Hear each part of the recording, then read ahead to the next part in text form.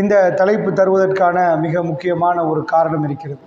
என்ன காரணம் என்று கேட்டால், குர்ஆன் உருவாக்கிய சமூகத்தை பற்றி நான் சிலாகித்து உங்களுக்கு சொல்ல வேண்டிய தேவையில்லை. ரசூல் குர்ஆனை பொறுத்தல ஒரு அற்புதம், அதிசயம் என்று நிறைய கோணங்களில் பேசலாம். திருக்குர்ஆன் ஒரு வாழன்னு கேட்பேன், என்ன பேசன்னு கேட்பேன். அந்த அளவுக்கு காட்டுமிராண்டித்தனமான ஒரு சமூகம் என்று கேட்டிங்கன்னா, இந்த ஊரில் தன்னை பிள்ளைய கடத்த நசுக்கி பொம்பளை பிள்ளையா இருந்தால் குழியை தோண்டி புதைச்சிட்டு வர்றவங்கெல்லாம் இருக்கிறாங்கன்னு வைங்க. அந்த மாதிரி ஆட்களுக்கு போய் பயான் பண்ணுங்கன்னா எப்படி பயான் பண்ணுன்னு கேட்போம். என்னப்பா புள்ளைய போட்டு ஆம்பளை புள்ளைன்னா அவங்களுக்கு சீங்கக்குட்டி மாதிரி கையில் வச்சுட்டு ஆம்பளை புள்ளைன்னு வாங்கலாம்.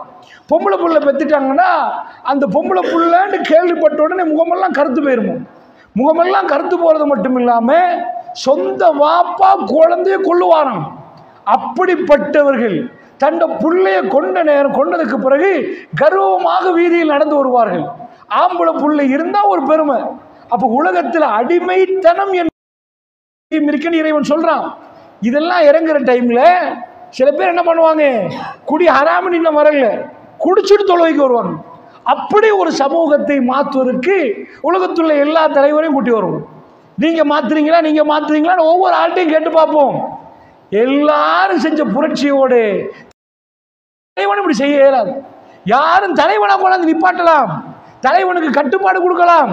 ஆனால் குர்ஆன் உருவாக்கிய ஒரு கூட்டத்தை பொறுத்தளவுல இது ரொம்ப பெரிய அற்புதம். ஏன் அற்புதம் என்றா, காட்டு மிராண்டிகள் என்று இருந்த கூட்டம் உலகத்தில் மனிதர்களுக்கு முன்மாதிரி என்று மாறினாங்க. ஏன்? ஆக பெரிய பாவம் செஞ்சவன் யாரு, ஆக மோசமானவன் யாரு, அப்படிப்பட்ட ஆள் ஃபிரௌன் எல்லாம் எடுத்து காட்டுறான். பாருங்க, 1ஆம் நம்பர் கொடுங்கோலவன், ரொம்ப மோசமானவன். இப்படி காட்டுற மாதிரி மனிதர்களை ஆக மோசமானவன் அல்லாஹ் யாரை சொல்றான் தெரியுமா? திருக்குர்ஆன் இறங்குற நேரம் உள்ள சமூகத்து கொஞ்சம் நீங்க தான்பா. அவர் என்ன பண்றார்? லா இலாஹா இல்லல்லாஹ் முஹம்மது ரசூலுல்லாஹ் இவ்வளவு சொன்னார். 100க்கு 100% எந்த அரசியல்வாதிக்கு இல்லாத பவர் ரசூலுல்லாஹ்க்கு இருந்துச்சு. இது சொல்ல முன்னாடி 100க்கு 100 ஒரு தலைவர் வந்தாருன்னா அவருக்கு பாதி இருக்கும் பாதி இருக்காது. ஒரு 75 ஓட் போடுவாங்க, 25 எதிர்ப்பாங்க. பெருமானாருக்கு இஸ்லாத்துக்கு முன்னாடி 100க்கு 100 வாக்கு. யாரு கேட்டா அல்லாமீன் ஷாதிக் அவர் போறாரு. அவ்வளவு பெரிய பேரோடு பெருமானார் இருந்தாங்க.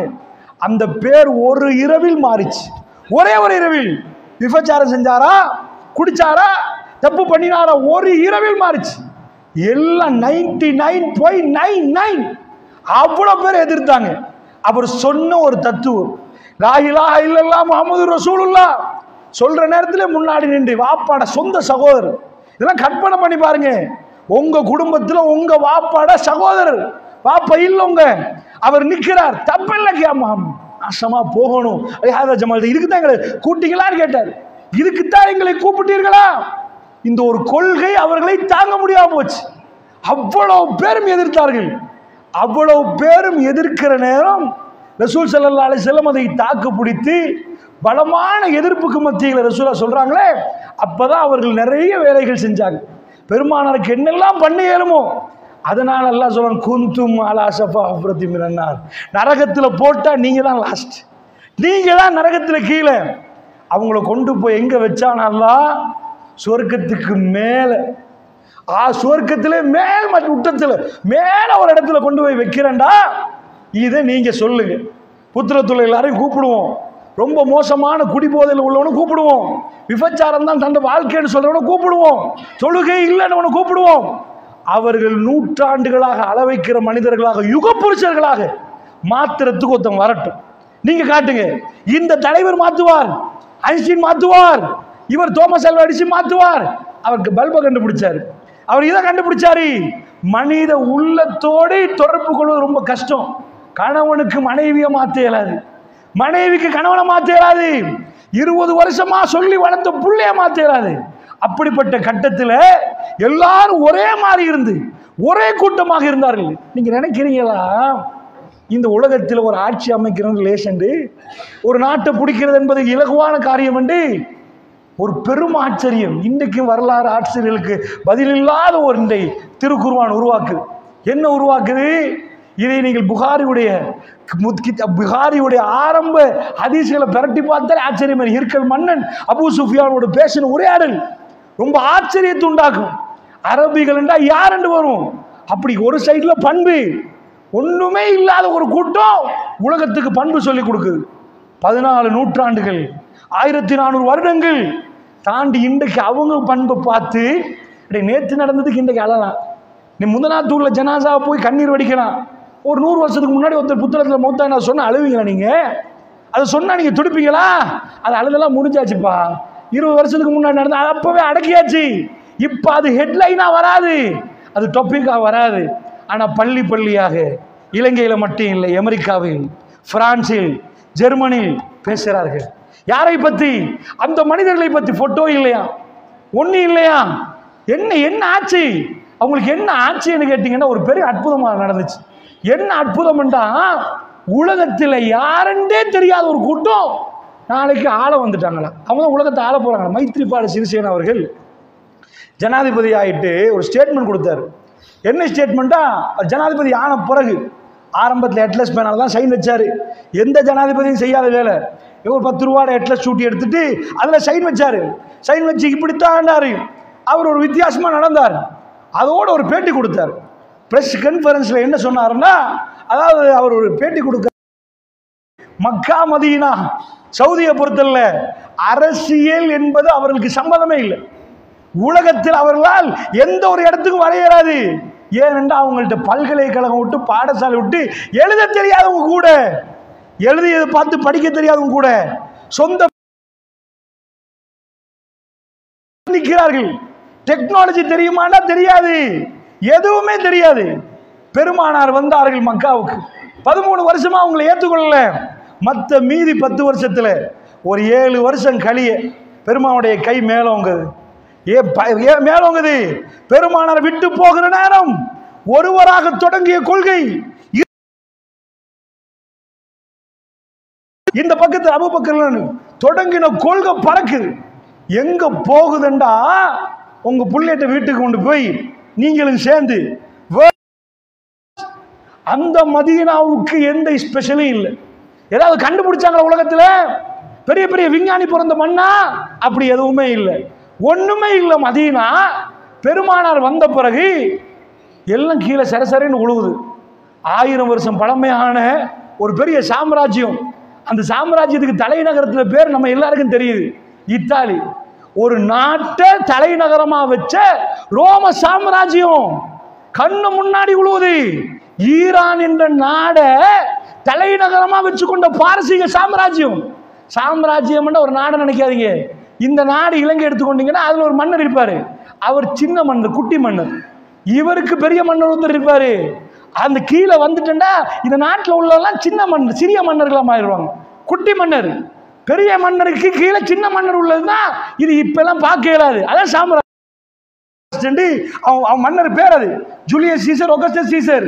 ஏன் பிப்ரவரி 28 வருவதுன்னு கேட்டா, அந்த 2 மன்னரும், அதாவது 31 வரும், 30 வரும், 31 வரும், 30 வரும், இப்படிதான் வரணும். பிப்ரவரியில் இருந்து கலட்டி ஜூலியஸ் சீசர், ஆகஸ்டஸ் சீசர் 2 பேரும் உனக்கு 31 எனக்கு 30. அவன் என்ன பண்ணான்? தரையில போடல, ஹிரோஷிமால பாதியில கொண்டாந்து, வானத்திலிருந்து பாதியில கொண்டாந்து செதற விட்டான், வரிக்க விட்டான். வெடிக்க விட்ட உடனே ஹிரோஷிமா ஜப்பானுடைய வர்த்தக நகரங்கள் 10 எரியுது. நாகசாகியில கொண்டாந்து போட்டான். உடனே ஜப்பான் உடனே சரணாகதி அடைஞ்சான். அமெரிக்கர்கள் நிப்பாட்டிங்க. பெருமாளுடைய நுபுவத்துடைய ஆட்சி இந்த உலகத்துக்கு வந்து நின்றதுக்கு பிறகு தன் ராஜ்யத்தை அறிவித்தது. உலகம் சர சர சர என்று கீழே விழுந்தது. நம்ம நாடு கூட இந்த நாட்டில இருந்து எழுதி வச்சிருக்கிறாங்க, இது இஸ்லாம் சந்தித்தோம் எழுதி வச்சிருக்கிறாங்க. அவர் எங்களுக்கு நல்ல உபசரித்தார். இலங்கையில இருந்து ஒரு மன்னர் ஒரு கூட்டத்தை அனுப்பி அவ்வளவு தூரத்துக்கு கேள்விப்பட்டுச்சு. வாட்ஸ்அப்லயா, பேஸ்புக்லயா, டிக்டாக்லயா, எதுல என்ன புரட்சி? மைக் போட்டாங்களா ரசூலுல்லாஹ்? எப்படி ஆரம்பித்தார்கள்? என்ன நடந்துச்சு? அது அப்படியே ஸ்ப்ரெட் ஆகி உலகத்தில் இன்றைக்கு 1 கோடியா, 2 கோடியா, 100 கோடியா, எத்தனை பேருடைய கல்விகளை கவர்ந்திருக்கிறது? எப்படி போச்சு? இந்த யூதஹீரவாலத்தீனுக்குள் எல்லா மார்க்கத்தை விட மேலவங்க செய்வான்ல அந்த சமூகம். அவன் ஃபெயிலான உடனே நல்லா படிச்ச ஒரு பிள்ளை, ஏதோ ரிசல்ட் கொஞ்சம் கம்மி ஆயிட்டு, அந்த கம்மி ஆகிற நேரம் அவன் ஃபெயிலாக பயம் இல்லை. ரிசல்ட் ஃபெயிலாக தானே பயப்படணும். ஃபெயிலானா அடுத்த வீட்டில் என்ன சொல்லுவாங்க? அவங்க என்ன பண்ணுவாங்க? இவங்க என்ன பேசுவாங்க? இதுக்கு பேர் போபியா. 3வது பாட்டுக்கு என்ன ஃபோபியா என்பது அது இஸ்லாத்தை கொண்டு போய் எங்க வச்சான் தெரியுமா? டேய் ஃபோபியா இது பயம், இவங்க மாறிடுவாங்க. ஏன் இவ்வளவு காலமா பயம் உடல்ல தெரியுமா? பயம் தெரியல தெரியுமா? 1924 வரைக்கும் அந்த பொடி ரசூலுல்லாஹி ஸல்லல்லாஹு அலைஹி வஸல்லத்துக்கு பிறகு அதுக்கு பிறகு முஸ்லிம்கள் கொஞ்சம் கொஞ்சமா குர்ஆன் விட்டு விலகினார்களே. அவங்களுக்கு என்ன வேணும் தெரியுமா? குர்ஆன் கிட்ட போயிடாது, முடிஞ்சு போச்சு. ஹிஜாப் உடுத்த பொம்பளை ஏன் பயம் தெரியுமா? சொல்லி கொடுக்க போறியே, குர்ஆனை தொடுறா, இது வந்தா இவன் தான் உலகத்தில் அதை நெருங்க விட்டா இவர்கள் தான் உலகத்தை ஆளுவார்கள். நான் சொல்லல, குர்ஆன் சொல்றது அவனுக்கே தெரியும். அல்லாஹ்வுடைய உதவி, அல்லாஹ் உங்களுக்கு உதவி செய்தால் உங்களை மிகைப்பவர்கள் யாரும் இல்லைட்டாங்க. நீங்க தான் உலகத்தில் ஆளக்கூடியவங்க. அல்லாஹ்ட உதவி பெற அளவுக்கு நீ நின்னுவை. உங்களை எவனும் இருக்கிறாரு உலகத்தில். நீங்க தான் தெரிய நினைக்கிறீங்களா? இதெல்லாம் அது தெரியும். அல்லாஹ் அந்த வாக்கை நிறைவேற்றினான். பெருமானார் தன்னுடைய வாழ்க்கையில் இறுதி பயணம் போகிற நேரம், மக்களை கூட்டம் கூட்டமாக பார்த்த நேரம், இஸா ஜா நஸ்ருல்லாஹி வல் ஃபத், அல்லாஹ்வுடைய உதவியும் வெற்றியும் வருகிற நேரத்தில் ஒரு ஐத்தன்னாஸ யதுகுலூன ஃபீ தீனில்லாஹி அஃவாஜா, மக்கள் கூட்டம் கூட்டமாக நுழைவதை நபியை நீங்க பார்ப்பீங்க. பெருமானார் பார்க்கிறார்கள். தன்னுடைய கடைசி காலம், ஒரு காலத்துல பையத்து பண்றதுக்கு ஆள் இல்லை. இன்றைக்கு மன்னிப்பையும் சேர்த்து சுப்ஹானக அல்லாஹும்ம ரப்பனா வ பிஹம்திக அல்லாஹும்ம ஃகிஃபிர்லி என்று இதையே தொடர்ந்து ஓதி வந்தார்கள் என்று ஆயிஷா சொல்றாங்க. என்ன சொல்ல வர்றேன்டா, முஸ்லீம்களோட குர்ஆனை விட்டு தூரமாக்க, இதுக்கு எவ்வளவு சல்லி செலவழிக்கலுமோ அவ்வளோ செலவழிச்சு. ஏய் நீங்க வச்சது என்ன, நாங்கள் இப்படி அடிச்சா அப்படி வரும், இவ்வளோ பெரிய டெக்னாலஜியை கையில் வச்சிருக்கிறோம், ஒரு பட்டன் அமுழ்த்தினா அங்கே போய் பட்டுரும். அப்படி கண்டுபிடிச்சி அரபிகள்லாம் முன்னேறி போய் உலகத்தை பிடிச்சாங்கன்னா ஓகே. அரபு நாட்டில் மாணிக்கம் கிடச்சி கோடி கோடியாக சல்லி கொட்டி, இப்போ இன்றைக்குள்ள இந்த ஒயில சொல்லலை, இதை மாதிரி ஏதாவது கிடைச்சி பணத்தால் ரோம பேரரசு எங்கே நிற்கிதுன்னா சிரியாவில் நிற்கிது, சிரியா போர்டரில் நிற்கிது. அதுக்கு மேலே வரல. ஏன்பா வரலன்னு கேட்டிங்கன்னா, அவன் எட்டி பார்க்குறான், ரெண்டு பல்லரசும் சண்டை பிடிக்குது. இதை நீங்கள் சூறா ரூமில் போய்த்து பார்க்கலாம், 30வது அத்தியாயத்தில் போய் பார்க்கலாம். ரோமமும் பாரசீகமும் சண்டை பிடிக்கும். சண்டை பிடிச்சி அது பெரிய நியூஸ், அது பெரிய எட்டி பார்க்காமல் வல்லரசுகள் எட்டி கூட பார்க்காத ஒரு சமுதாயம். திருக்குர்ஆன் மெல்ல மெல்ல வானத்திலிருந்து இறங்க ஆரம்பிக்குது. அந்த அருள் மதீனாவை சூழ ஆரம்பிக்குது. இறைவன் அவர்களை நேசிக்க ஆரம்பிக்கிறான். மனிதர்கள் புனிதர்களாக மாறுகிறார்கள். அவர்கள் எங்களை கண்ணீர், குடும்பம் இன்றைக்கும் எங்களை அள வைக்கிறது. அவருடைய மனித பண்புகள் சுப்ஹானல்லாஹ். ஒரு தலைவர் கொண்டாந்து உட்கார வச்சுட்டு தலைவரை ஏற்றுக்கொண்டோம். யாரோ தெரியாத வர்றவரை பார்த்து, இந்த ஊர்லேருந்து வந்திருக்கிறார், எங்கப்பா நீங்கள் ரத்னபுரம் சொத்துல பாதியை கொடுத்துடணும். சொந்த தம்பிக்கு 1 லட்சம் கொடுக்கறதுக்கு இந்த யோசனை, அவனுக்கு ஒரு 5 லட்சத்தை ஆபரேஷன் கொடுக்கறதுக்கு 1000 யோசனை குறைஞ்சிருமாண்டி. சொத்துல பாதியை கொடுங்கன்னா வந்தா வரத்தானுக்கு எப்படி கொடுக்குறேன்னு கேட்பாங்க. பெருமானார் என்ன செஞ்சாங்க தெரியுமா? சரி, ஆட்சி அமைக்க பெருமானார் பெரிய ஒரு தங்கத்தை கொண்டாந்து பெரிய வயெடுத்து வச்சு, நான் இப்போ ஆட்சி அமைக்க போகிற மதியம் நான் உடுத்த உடுப்போட ஒன்றுமே கொண்டாடாமல் உடுத்த உடுப்போட வந்து அவங்க மக்கள் பார்த்து நீங்கள் இருங்க என்று சொன்ன உடனே அந்த உடுப்போட வந்த ரசூலுல்லாஹ் மக்களின் வந்து ஒரு ஆளை கூப்பிட்டு, மதீனால ஒரு ஆளை கூப்பிட்டு, நீங்கள் 2 பேரும் ஃப்ரெண்டு, 450 கிலோமீட்டருக்கு அங்கால உள்ள மக்கா, அவங்களை இங்கே வந்தா அவர்களை உபசரித்த விதம் திருக்குர்ஆன் அழகா பேசுது. இவ்வளோ ஒரு அற்புதமான மனிதர்கள் எப்படி வருவாங்கன்னா மெஷினில் போட்டு எடுத்தா பரவாயில்ல. அந்த அற்புதத்தை நீங்கள் பார்க்கணும்டா இது எங்களை விட அமெரிக்கர்களுக்கு தெரியும், வரலாற்று ஆசிரியர்களுக்கு தெரியும். திரும்ப முஸ்லிம்கள் குர்ஆனை நெருங்கக்கூடாது என்பதில் ஜாக்கிரதையாக நிற்கிறார்கள்.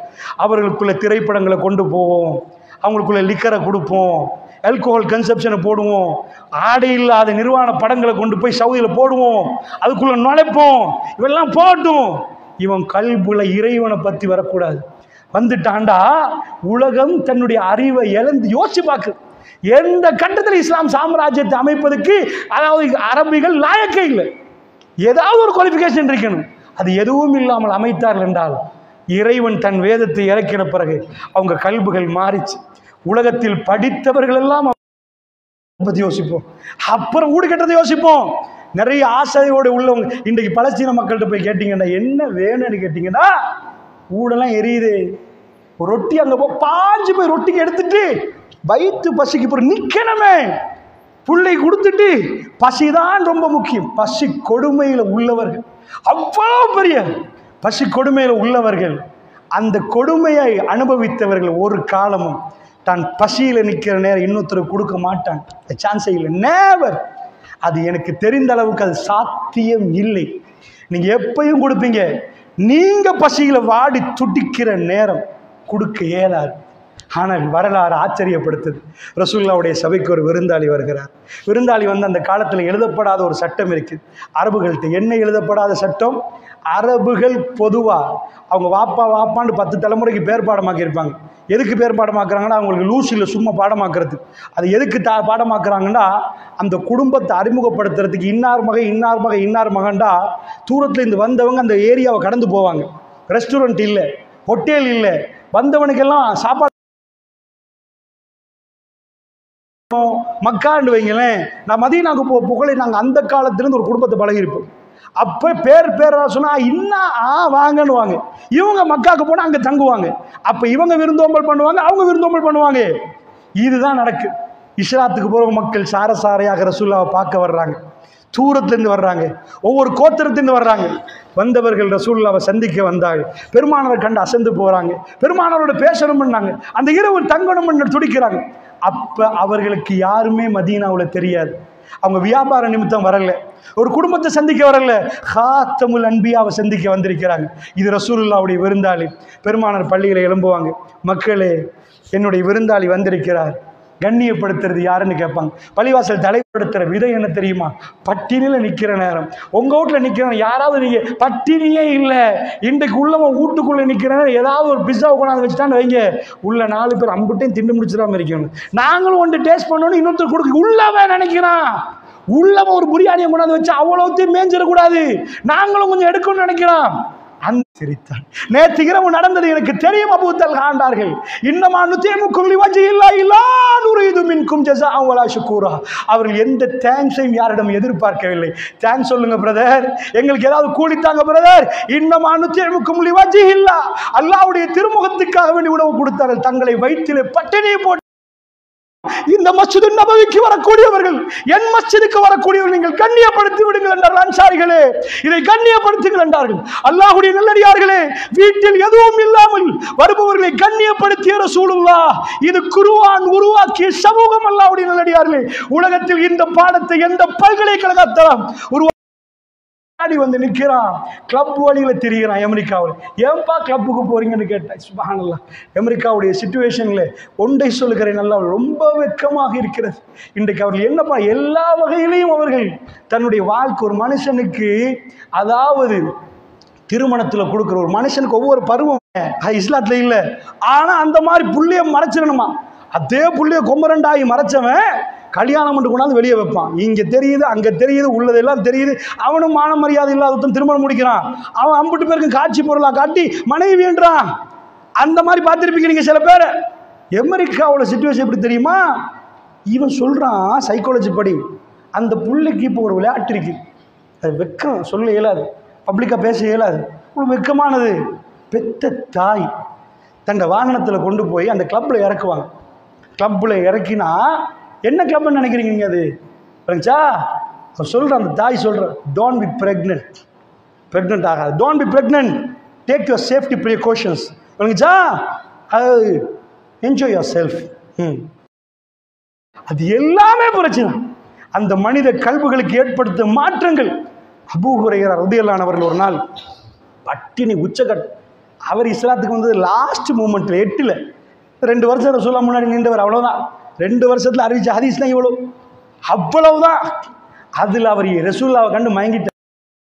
பட்டினியில் மயங்கி கீழே விழுந்து விடுவேன், என் மேலுக்கு மேல் ஏறி பிள்ளைகள் விளையாடும் பைத்தியம் என்று நினைத்து பெருமானார் வீடை தாண்டுகிற நேரம் என் வயிற்றை கொண்டு போய் அழுத்தி அந்த அளவுக்கு பசியெல்லாம் நான் இருந்திருக்கிறேன். அப்படியே ஒரு நாள் நிற்கிறேன், அபூபக்கர் வர்றாங்க. குருவா, நான் எனக்கு கேட்க வைக்கும், அவ்வளோ பசி. நான் ஒன்று கேட்குறேன், அஸ்ஸலாமு அலைக்கும் சொல்லிட்டு கேட்குறேன். அவரும் ஏதோ சொல்லிட்டு ஒரு கதையை நாங்கள் கதைக்கிறோம். அந்த கதை 2 நாளோட முடியும், 4 வருஷத்துக்கு நிற்கும், சில நேரம் ஒரு 40 வருஷத்தில் முடிஞ்சிடும். 1400 வருடங்களுக்கு முன்னாடி அவர் சொன்ன செய்தி அவர் மனசில் நினச்சதை அவர் வெளியிடுறாரு. என்ன சொல்கிறாரு? பால் கோப்பை வந்துட்டு, அல்ஹம்துலில்லாஹ். இஸ்லாமிய மரபு என்ன? நான் விருந்தாளியை கூட்டிகிட்டு வந்தேன், விருந்தாளிக்கு அவருக்கு தான் முன்னுரிமை. அதான் மரபு. வலதுல இருந்தால் வலதுக்கு கொடுக்கணும். இப்போ என்னாச்சு? இவரை கொண்டு போய் ரசூலுல்லாஹ் சொல்கிறாங்க, அபூ ஹுரைரா பாலை கண்டுடனே மகிழ்ச்சி, பெரிய மகிழ்ச்சி. பால் கோப்பை, அல்ஹம்துலில்லாஹ். பசியில உள்ளவனுக்கு நீங்க எதை காட்டினாலும் மகிழ்ச்சி வராது. சின்ன பிள்ளை, நீங்க பெரிய கோடீஸ்வரன் வைங்களேன், சின்ன பிள்ளை உங்கள்ட்ட இருக்குது மகன், அவர்கிட்ட போய் மகன் நான் தான் ஊர்ல பெரிய புத்திரத்திலே பெரிய கோடீஸ்வரன், நீ கார் கேட்டலையா வாப்பா, இந்த பெஞ்ச் காரை கொண்டாந்து முன்னுக்கு வச்சிருக்கிறேன். உங்க ஆட்கள் வைக்கிறாங்களே முன்னாடி, இவர் தான் லீடர், இருப்பாங்களே 70 பேர், கொஞ்சம் அந்த அந்த மாதிரி அவங்கள கூட்டிட்டு வாங்க. இவர் சொல்லுகிறார், அல்லாஹ்வுடைய தூதர் எனக்கு போக சொன்னாங்க. ஏன் தெரியுமா, எனக்கே போதாது, இதை கொண்டு போய் அவங்களுக்கு கொடுங்கண்டா. அவங்களுக்கு அவரை பற்றி அறிவிக்கிறார்கள். இப்பொழுது இஸ்லாம் பெரிய இடத்துக்கு போய்விட்டது. எவர்களுக்கு சாப்பிட வழி இல்லையோ அவர்கள் இப்பொழுது ஒவ்வொரு பகுதியில் கவர்னர்களாக, மன்னர்கள் மாதிரி கவர்னர்களாக நிற்கிறார்கள். அவரை பற்றி ஒரு தோழர் சொல்லுகிறார், அபூ ஹுரைராக்கு தான் அமீர் என்பதே மறந்து விட்டது. ஏனென்றால் உமர் பின் கத்தாப் என்ற ஒரு பொலிட்டிக்கல் லீடர் யாருன்னு தெரியுமா உங்களுக்கு? இலங்கையில் ஒரு பொலிட்டிக்கல் லீடரை பொறுத்தல்ல, அவர் என்ன பண்ணியிருப்பார், புக்கெல்லாம் படித்து நிறைய அவங்க படிக்கிறதெல்லாம் பொலிட்டிக்கல் லீடர்ஸை பற்றி தான் படிச்சிருப்பாங்க. முழுக்க முழுக்க இதுக்கு முன்னாடி உள்ள லீடர்ஸ் எல்லாம் படித்து தண்டை பர்சனாலிட்டி அதை மாதிரி மாற்றுவாங்க. காந்தி ஃபேமிலி பெரிய சல்லிகார ஃபேமிலி, இந்தியாவில் பெரிய ஃபேமிலியில் போனதுக்கு எங்களுக்கும் சில நேரம் பணம் வராதுன்றெல்லாம் சொல்லுவாள். என்ன சாப்டர்ண்டா, இங்கே உள்ள தலைவர்கள் மகமால இப்போ மாதிரி இல்லை. இப்போ கூட்டு ரஷ்யாவுக்கு அனுப்பி டாக்டராக்கி எடுத்துடலாம், சீட்டு கிடைக்கல ஒரு அளவு படிச்சா அனுப்பியாச்சு அங்கே டாக்டர். சிம்பிளாக்கலாம். இன்றைக்கு படிப்பு அந்த அளவுக்கு, சாதாரண வீட்டில் ஒரு காணியை விட்டா அனுப்பி எடுத்துடலாம். 50 லட்சம்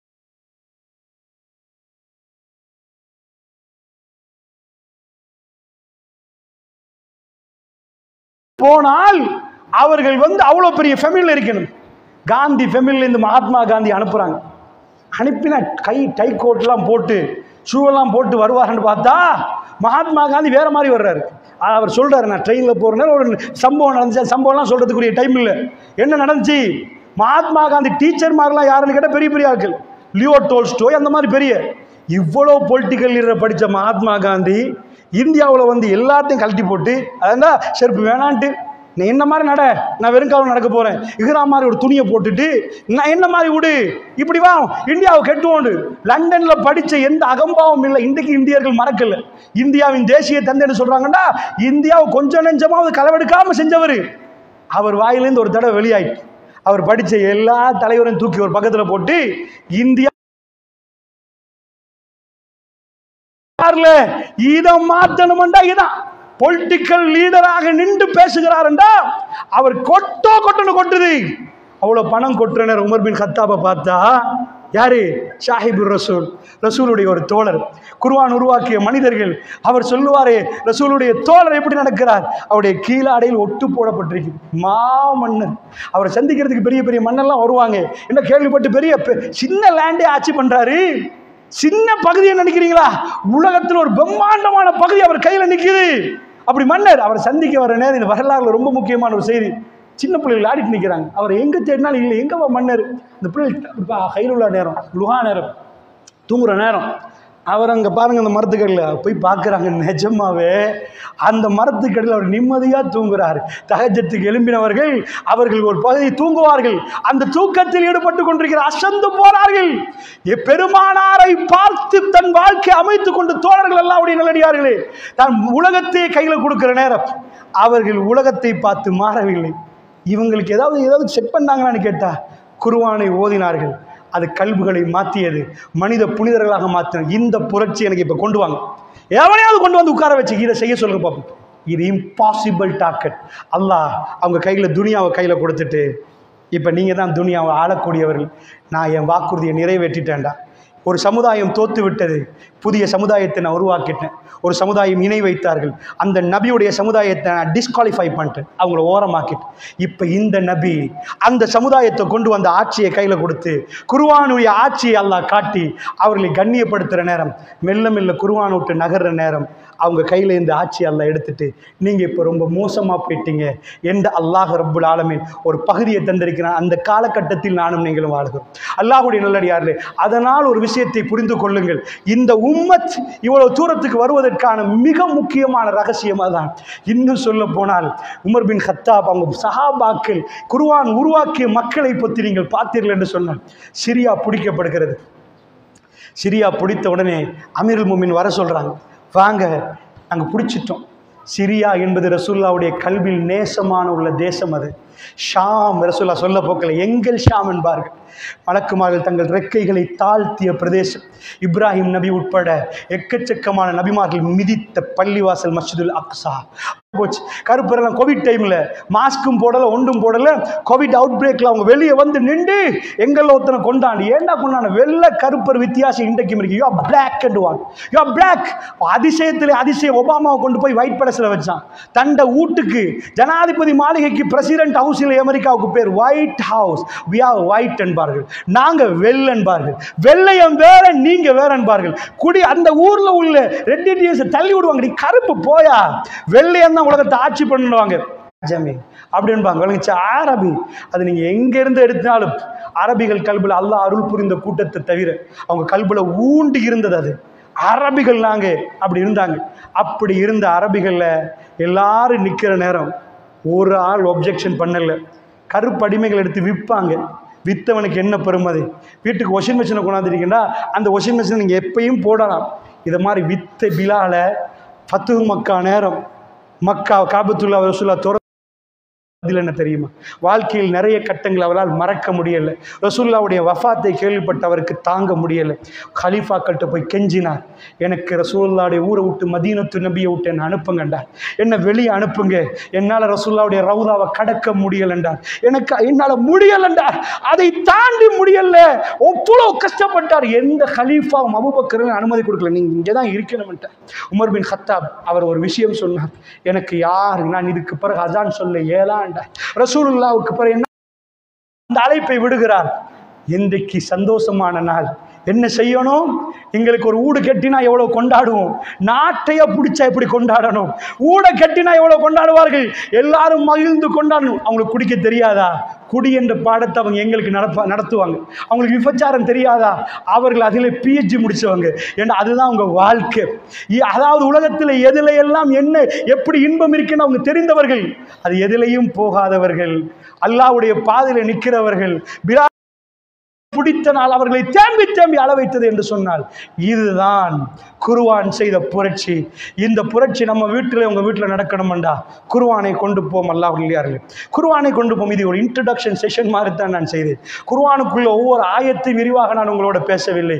அது செய்த புரட்சியை மேலோட்டமாக பேசினேன். இவ்வளவு பெரிய புரட்சி செய்த குர்ஆன் எங்கள் வீடுகளில் நாம் வாழ வைக்கவில்லை. அல்லாஹ்வுடையார்களே, அதை சாகடிக்க பார்க்கிறோம். அதில் உள்ளவைகள் எல்லாம் நம்மளை கண்ணீர் வடிக்க வைக்கணும். அதை நிஜமாக பக்கத்தில் பிள்ளைகள், சின்ன பிள்ளைகள், அழகான பிள்ளைகள் சுத்தி சுத்தி வருவார்கள். அப்படி ஒரு ரசனையோடு உங்களுக்கு வாழலாம் என்று குர்ஆன் சிலாகிக்குது. அது நேரம் சந்தோஷப்படுவதற்கு, மறுமையை பற்றி நரகத்தை பற்றி வர நேரம் அச்சப்படுவதற்கு எங்க கல்வி குர்ஆனை நம்பணும். அல்லாஹ்வுடையார்களே, அந்த நம்பிக்கை நமக்குள் வந்தால்தான் இந்த மாற்றம் நடக்கும்.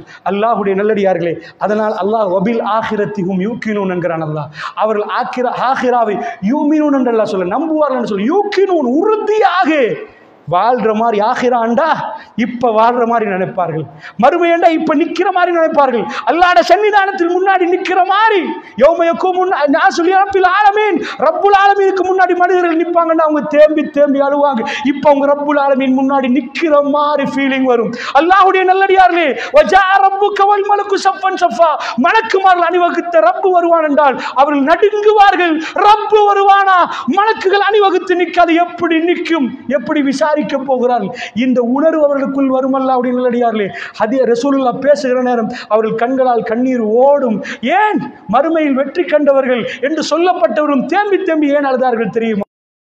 விலகிச் செல்கிற நேரம் இந்த உலகத்தில் எந்த மனிதனுக்கும் இதுக்கு பிறகு செய்ய முடியாத மிக பெரும் புரட்சியாளராக மாறியிருந்தார்கள். அவர் சொன்னார், இது நான் செய்த புரட்சி அல்ல, வஹி வமா யன்திகு அனில் ஹவா இன் ஹுவ இல்லா வஹி யூஹா. அவர் எதையும் அனுபவிச்சபடி பேசவில்லை. வஹி, இது 7 வானத்திலிருந்து வந்த ஆக அற்புதமான வஹி. இதை கொண்டு போய் சேர்க்கணும். வபில் ஆகிரத்தியும் யூகினூன், அவர்கள் உறுதியாக ஆகிராவை நம்புவார்கள். உதவி கூரையை பிளந்து கொண்டு எங்கள் வீட்டுக்கு வரும். அன்றைக்கு நாம் நிம்மதியாக இருப்போம்.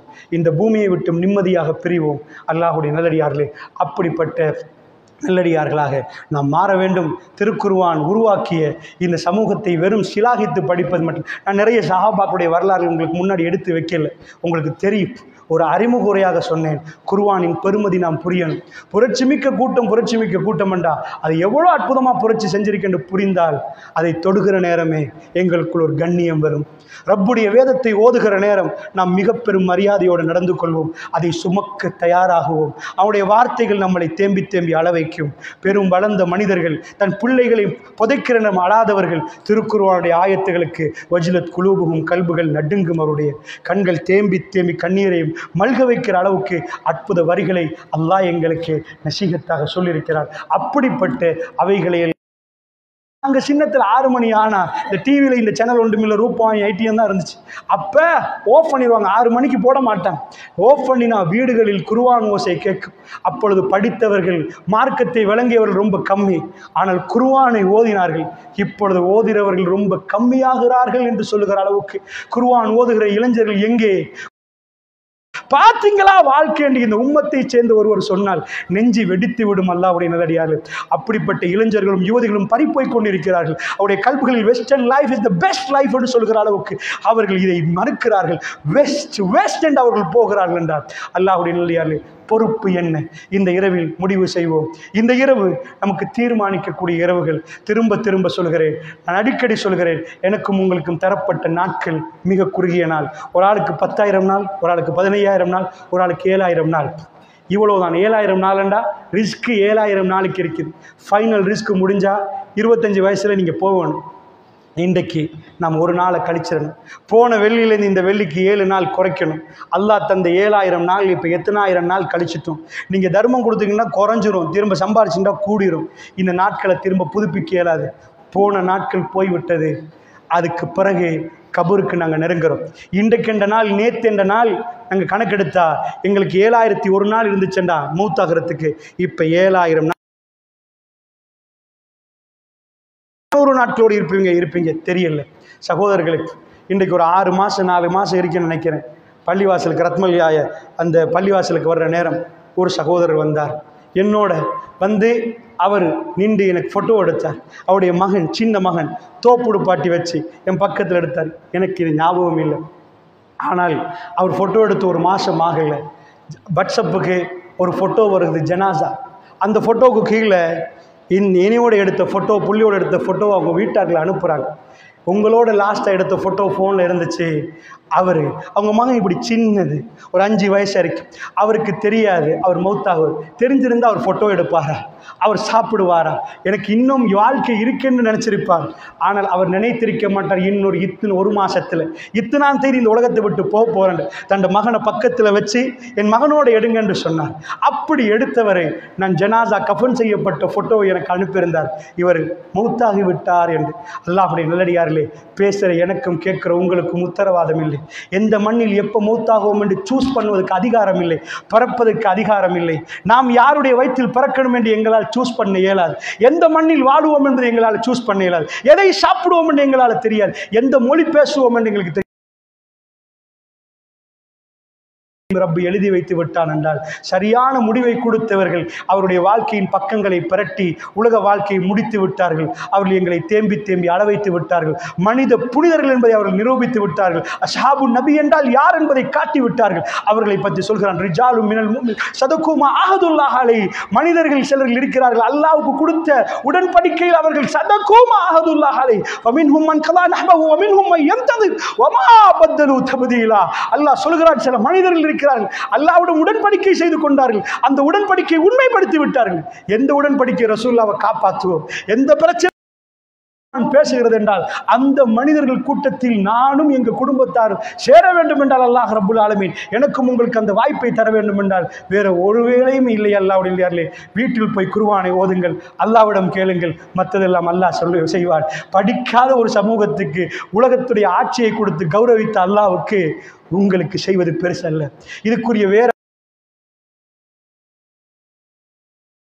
வாழ தொடங்குங்கள், வாழ்க்கையில் எடுங்கள். ரசூலுல்லாஹ் யார் என்று கேட்டால் தன் மனைவி ஆயிஷா ரலியல்லாஹு அன்ஹா அவர்கள் சின்ன வயசு.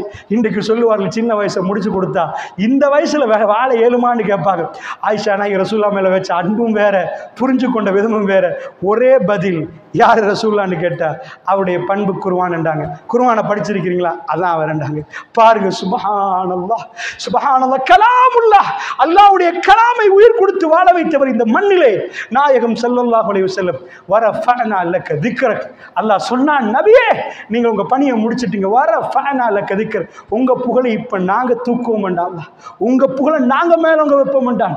இன்றைக்கும் பிறக்கிற குழந்தைகள் முஸ்லிம்கள் ரசூலுல்லாஹ் மேல என்னமோ தெரியல, இனம் தெரியாத ஒரு மரியாதை, இனம் தெரியாத ஒரு பிரியம். வரஃபஅனா லக திக்ரக், உங்க புகழை நாங்க மேலவங்க வைப்போம் என்று சொன்ன வாக்குறுதி நிறைவேற்றிருக்கிறான்டா ரப்புல் ஆலமீன். குலுங்கிட்டுண்டாங்க, வானத்துடைய கதவுகள் திறக்கப்படுதுண்டாங்க, ஜனாசாவுக்கு வானவர்கள் கீழே இறங்குறாங்கண்டாங்க. சஹாபாக்கள் ஜனாசாவை தூக்கினார்கள், தூக்கி கொண்டு போய் அடக்கினார்கள். சொன்னார்கள், யார் ரசூலல்லாஹ், வெயிட்லெஸ் என்றார்கள், ஜனாசா பாரமே இல்லைண்டாங்க. ரசூலுல்லாஹ் சொன்னாங்க, மலக்குமார்கள் சுமந்தாங்கண்டாங்க. ஓடு வாழக்கூடாது என்பதற்குத்தான் இவ்வளவு பிரச்சனைகள், இஸ்லாத்தை பற்றி இவ்வளவு பெரிய குற்றச்சாட்டுகள் என்றால் அவர்களுக்கு தெரியும். முஸ்லிம்கள் குர்ஆனை தொட்டார்கள் என்றால் அவர்கள் எங்கேயோ போய் விடுவார்கள். மனித புனிதர்கள் வானம் அவர்களுக்கு திறந்து கொடுக்கப்பட்டால் அவர்களோடு இந்த உலகத்தில் யாரும் நிற்க மாட்டார்கள் என்று அவர்களுக்கு தெரியும்.